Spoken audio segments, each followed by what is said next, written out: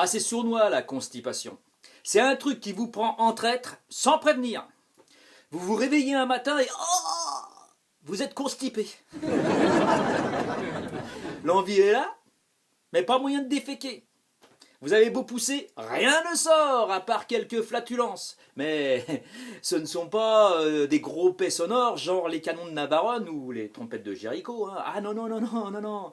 Ce sont des petits pets bien foireux qui font pssst, comme la bouteille de Schweppes que vous décapsulez après l'avoir agitée.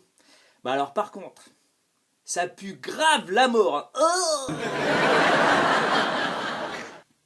donc, disais-je, vous sentez que la taupe gratte au trou, mais impossible de l'évacuer. Par contre, vous êtes en train de vous faire déchirer l'anus par l'énorme colombin coincé au bord des lèvres. Ah, il vous sodomise littéralement de l'intérieur. Alors, au grand mot, les grands remèdes. Vous y mettez les doigts, histoire d'aider le machin à sortir. Quoi? Ne me dites pas que vous n'avez jamais fait ça. Bref, donc disais-je, vous y mettez les doigts, mais vous n'arrivez toujours pas à démouler le cake. Et puis soudain, une toute petite crotte, à peine plus grosse qu'une noisette, se détache du bloc compact et tombe au fond de la cuvette. Et elle se met à flotter à la surface de l'eau. Ça y est, vous êtes victime de la constipation. C'est jour de grève du système digestif qui n'apprécie pas qu'on lui perturbe ses habitudes. Le premier à manifester son mécontentement, c'est le sphincter. Il contracte son muscle et claque la porte au nez du rectum, lequel est contraint de stopper le transit des matières fécales. L'anus, quant à lui, ne voyant plus rien venir, se retrouve au chômage technique et commence à rouspéter. Le côlon est également bien emmerdé par ce surplus de matière fécale et demande à l'intestin grêle d'arrêter de pousser,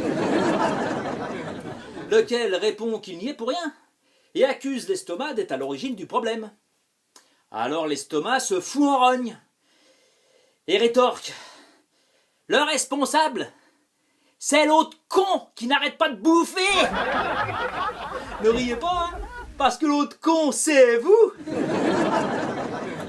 Alors des pourparlers s'engagent, mais elles sont difficiles, parce que tout le monde veut avoir le dernier mot. Du coup, les insultes fusent. Le sphincter s'entend dire qu'il emmerde tout le monde. Alors, pour ne pas être en reste, il traite le rectum de sac à merde. Et l'anus se voit attribuer le sobriquet de trou du cul, lequel rétorque que ce sont tous des fouteurs de merde. Le gros intestin les interrompt pour leur dire qu'il y a urgence, parce qu'il ne va pas pouvoir garder tout ça indéfiniment. Il est à la limite de la rupture, et si la canalisation ne se désengorge pas rapidement, il craint une perforation qui entraîne une évasion fécale. Et alors c'est tout l'abdomen qui va se retrouver dans la merde. Pendant ce temps, votre ventre gonfle démesurément et vous commencez à avoir des crampes abdominales. Oh, la situation est grave. Il est temps de réagir avant que cette querelle de boyaux n'ait des conséquences dramatiques. Il est temps d'avaler un laxatif. Lui, c'est Zorro. C'est l'ultime recours quand le trafic est complètement paralysé. À lui, quand il arrive, il veut rien entendre. « Foutez-moi cette merde dehors !» dit-il. Ou bien c'est moi qui vais le faire. Et croyez-moi, ça va chier. Alors, tout le monde accepte de reprendre l'activité, sauf le sphincter, qui reste inflexible. Alors le laxatif agit comme un briseur de grève. C'est son rôle et vous n'allez pas tarder à vous en rendre compte. Il fonce sur le sphincter et l'oblige à desserrer son étreinte. Du coup, ce qui devait arriver arrive. C'est l'expulsion incontrôlée. Un peu comme une éruption volcanique, mais orientée vers le bas. C'est la grosse débourre qui ravale entièrement la cuvette au crépi moucheté. C'est l'apocalypse chez Jacob de la Font. En fait, la constipation, c'est comme à la RATP. C'est pareil.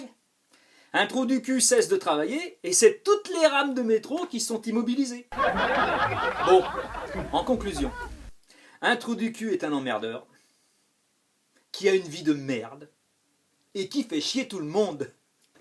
Mais attention, si vous le contrariez, ce petit merdeux va s'arrêter de travailler et vous serez très vite sacrément emmerdé.